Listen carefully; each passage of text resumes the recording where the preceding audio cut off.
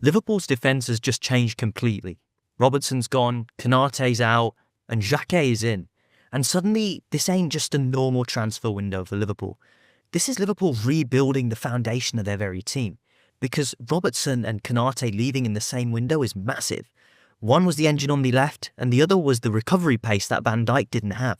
So the question is simple for Liverpool. Have they actually fixed their defence? Or have they created an even bigger problem? Robertson leaving ends one chapter, but Konaté leaving creates a serious hole. And Jacquet arriving could just be the cure. But the danger is this, guys. They've lost profiles. Let's start with Robertson. Huge emotional loss. Because Robertson weren't just a left back. He was part of Liverpool's identity. Robertson used to aggressively press. That overlapping run. The final ball. The nastiness, that leadership that Robertson used to carry throughout the team just ain't going to be there. And for years, I used to love Robertson on that left-hand side.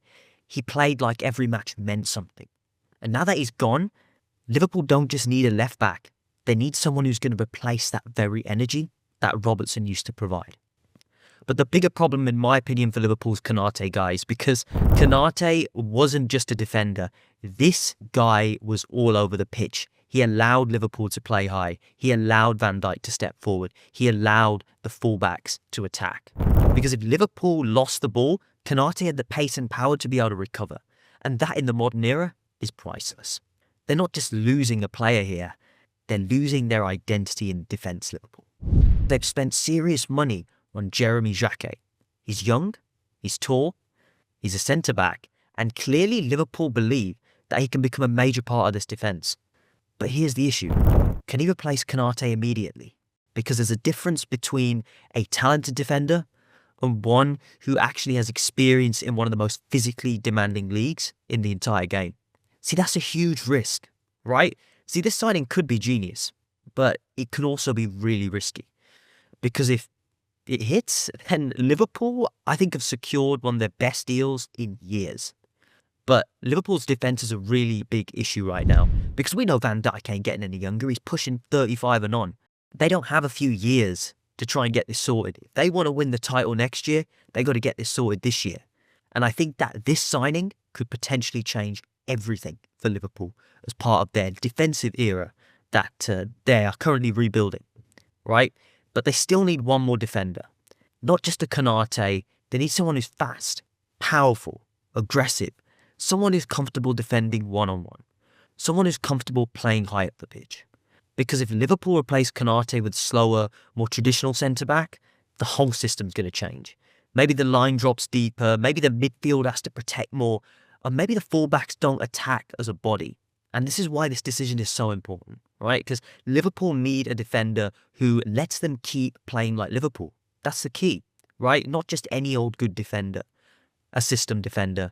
Someone who can defend 40 yards from goal, but someone who can recover when the press gets broken. Someone who can survive isolated against quick forwards. Someone who's able to play next to Van Dijk without needing to be babysat, guys. This is the profile. This is what Konaté gave them. And this is what Liverpool have to replace, right? And then you've got the likes of Victor Munoz coming in. He's not a part of the defensive rebuild directly, but he's a winger. But this signing still matters because it's about how Liverpool are changing that squad identity. Salah has gone, Munoz has arrived, Jacquet has come, but Robertson has gone, right? Konaté's left as well. This is a whole identity change. This ain't one or two small tweaks in the Liverpool squad. This is an entirely new Liverpool. But that's why this window is so damn interesting, guys. And we're only just getting started. But what would a new defence for Liverpool look like? Okay, you could have Alisson in goal, a new look backline, Jacquet competing for a starting role, Van Dijk still leading it. But there's still one massive question. Who is going to replace Robertson? And who replaces Konaté's athleticism? Because if Liverpool don't solve both sides of this equation, it's incomplete. But the biggest winner out of this could be Van Dijk, right? Because if Liverpool gets this right, he gets fresh legs around him, but he still carries that experience, those years of Premier League experience. He gets those protection in those final years of his peak.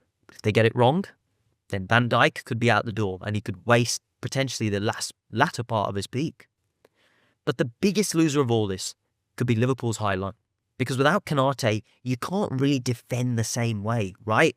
if you're not going to get the same profile as him, you can't push high, you can't attack with your centre-back, because then every counter-attack becomes a problem. You can't sit back.